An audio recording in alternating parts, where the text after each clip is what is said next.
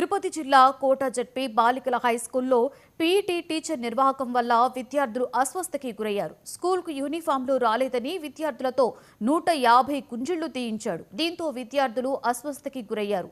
వారిని కోట ప్రభుత్వ ఆసుపత్రికి తరలించి చికిత్సను అందిస్తున్నారు. ఈ ఘటనపై స్పందించిన అధికారులు పీఈటీ మాస్టర్ను సస్పెండ్ చేశారు.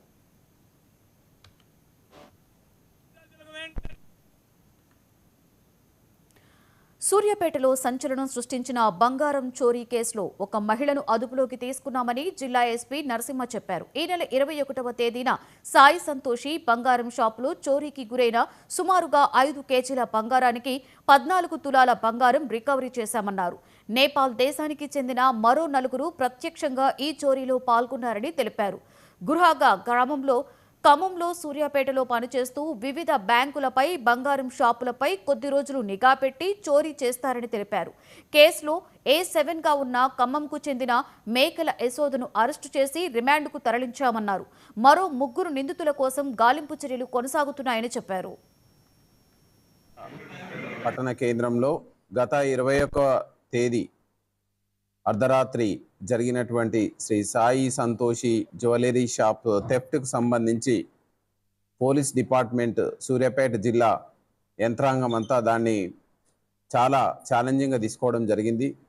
ఇందులోనే భాగంగా మనం ప్రతిరోజు ఈ మొబైల్ డివైస్ స్కానర్స్ తోటి, ఫింగర్ ప్రింట్ స్కానర్స్ తోటి విస్తృతమైనటువంటి తనిఖీలు నిర్వహిస్తూ ఉన్నాం.